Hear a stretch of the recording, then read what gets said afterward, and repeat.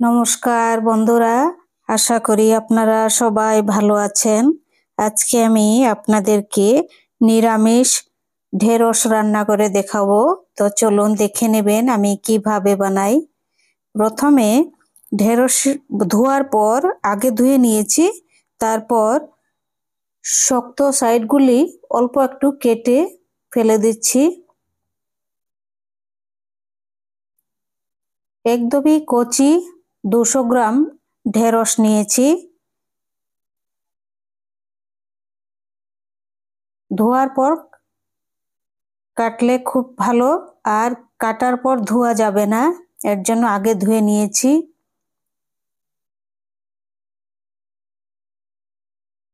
দেখুন খুব সুন্দর কচি ঢেঁড়সগুলো।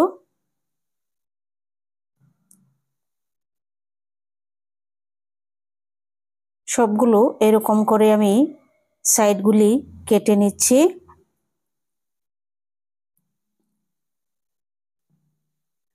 সবগুলি কাটা হয়ে গেছে, এবার মশলা তৈরি করে নেব। খুবই সুস্বাদু হবে এই রেসিপিটি। 2 চামচ পোস্ত, তারপর 2 চামচ কালো সর্ষে,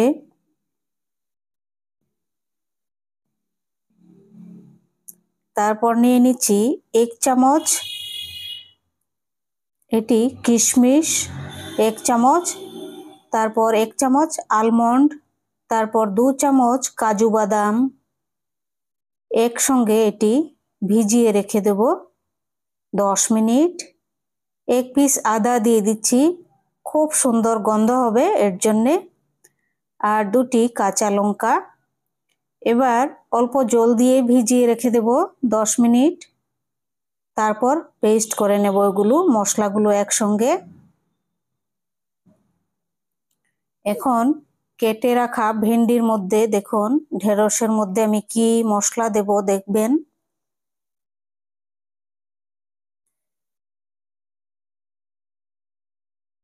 এক চামচ গোটা মৌরি নিয়েছি, তারপর আধা চামচ হলুদ, আধা চামচ লবণ, আধা চামচ কাশ্মীরি লাল লঙ্কা পাউডার। আর গোটা মৌরিটা খুব সুন্দর গন্ধ হবে এর জন্য দিচ্ছি, খুব সুন্দর একটি সেন্ট হবে। এটি দিয়ে ম্যারিনেট করে রেখে দেব ঢেঁড়সগুলো। 5 মিনিট আমি ম্যারিনেট করে রেখে দেব। এটির মধ্যে এখন দিয়ে দেব 1 চামচ এটি বেসন, তারপর 1 চামচ জল দিয়ে এটি ভালো করে মেখে নেব, ম্যারিনেট করে নেব।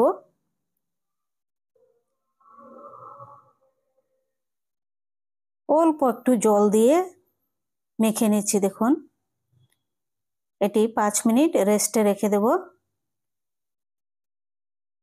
5 মিনিট হয়ে গেছে, দেখুন এটি খুব সুন্দর ভাজা হবে।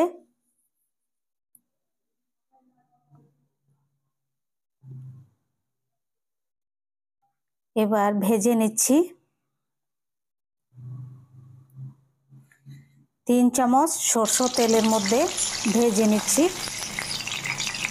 আর গ্যাসের ফ্লেমটি একদম লো করে রাখা আছে। বেশি আগুন দিলে সুন্দর হবে না। ভাজা হয়ে গেছে, তুলে নিচ্ছি। এবার এই তেলের মধ্যেই ফোড়ন দিয়ে দিচ্ছি আধা চামচ কালো জিরা। এটি অল্প একটু ভেজে নিচ্ছি কালো জিরা। ভাজার পর এবার দিয়ে দিচ্ছি 2টি টমেটো কুচি করে। এখন মশলা দিয়ে দেবো আধা চামচ লবণ, আধা চামচ কাশ্মীরি লাল লঙ্কা পাউডার, আর আধা চামচ হলুদ পাউডার দিয়ে 10 মিনিট এটি অল্প একটু ভেজে নেব মশলা টমেটো।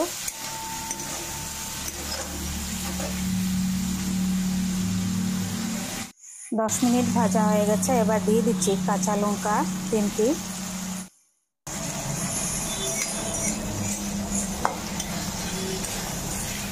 অল্প একটু ভেজে এখন দিয়ে দেব বেটে রাখা মশলাগুলি। এই যে সর্ষে, কাজু, আলমন্ড, আদা, কাঁচা লঙ্কা, কিশমিশ, পোস্ত একসঙ্গে এটি খুব ভালো করে কষিয়ে নেব 5 মিনিট।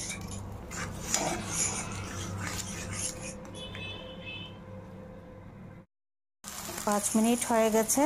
এবার দিয়ে দিচ্ছি এই বাটি দিয়ে হাফ বাটি জল। এখন 10 মিনিট ঢাকা দিয়ে এটি ভালো করে সেদ্ধ করে নেব। মশলাগুলো যেন খুব সুন্দর হয়। জাল করে নিচ্ছি। জাল করা হয়ে গেছে। দেখুন খুব সুন্দর গ্রেভি হয়েছে, সুন্দর গন্ধও বেরিয়েছে। এখন দিয়ে দিচ্ছি ভেজে রাখা ঢেঁড়সগুলো।